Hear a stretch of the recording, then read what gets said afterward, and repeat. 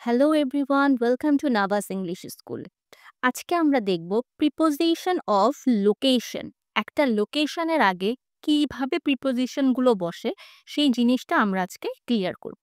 দেখো, এইটা বোঝার জন্য আমরা জাস্ট একটা পিরামিডকে আমরা আমাদের ব্রেনের মধ্যে ঢুকাবো। পিরামিডটাকে জাস্ট একটু উল্টা করে চিন্তা করো। প্রথমে কি থাকে, পিরামিডের একটা ওয়াইড ভার্সন থাকে, তাই না, যেটা একটু বড়।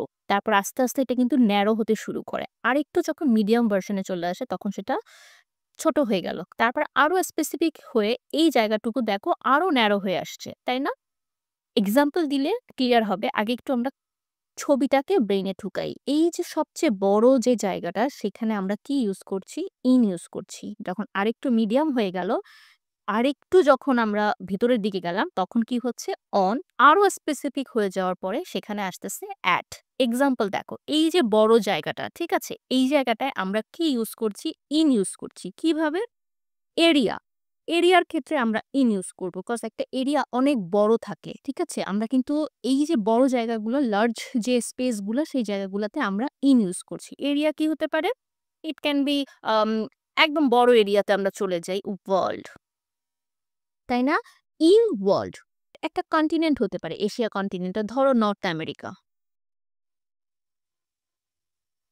North America. তাহলে এটা কি হবে?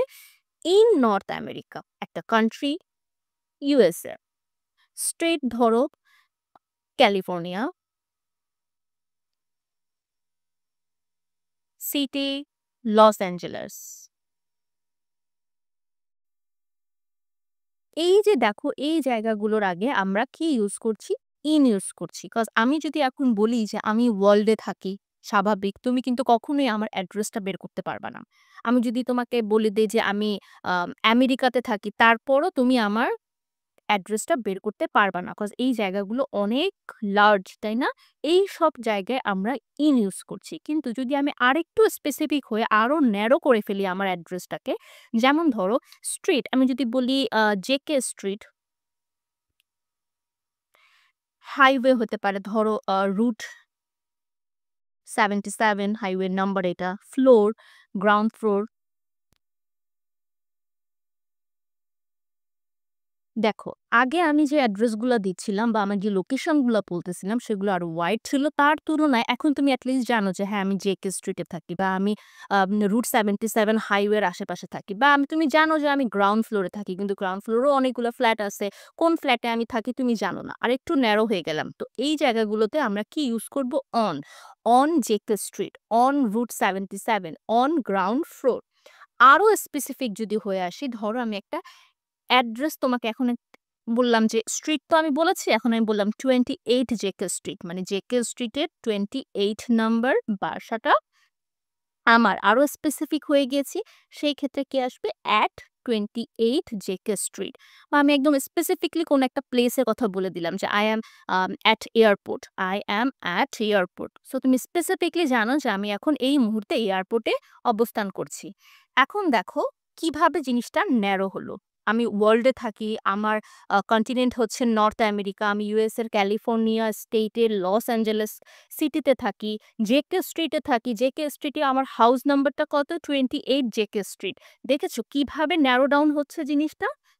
এইখানেই হচ্ছে ইন, অন আর অ্যাট এর পার্থক্য। ইনটা কখন হবে, অনটা কখন হবে, আর অ্যাটটা কখন হবে। এটা কি ক্লিয়ার? আমরা যদি কিছু এক্সাম্পল প্র্যাকটিস করি, আই হোপ এই পিরামিডটা যদি মাথার মধ্যে একবার ঢুকে, তাহলে ভুল হওয়ার কথা না। ওকে, আমরা একটা এক্সাম্পল দেখব। হ্যাঁ, কিছু এক্সাম্পলস আমরা প্র্যাকটিস করি। নিজে, নিজে ট্রাই করো এবং আমি তো সাথে করে দিচ্ছি। I live dash Bangladesh. Bangladesh কি? কান্ট্রি, তাই না? কি বলেছিলাম? কান্ট্রি হলে কান্ট্রির আগে কি বসবে? কান্ট্রির আগে ইন বসার কথা, তাই না? কজ কান্ট্রি একটা বড় একটা লার্জ এরিয়া। তাহলে আমরা কি বলবো? I live in Bangladesh. We are staying dash the blue star hotel. আমরা কোথায় স্টে করছি? ব্লু স্টার হোটেলে স্টে করছি। খুব স্পেসিফিক করে আমি বলে দিলাম না যে হোটেলে স্টে করছি, তাহলে কি হবে? We are staying at the blue star hotel.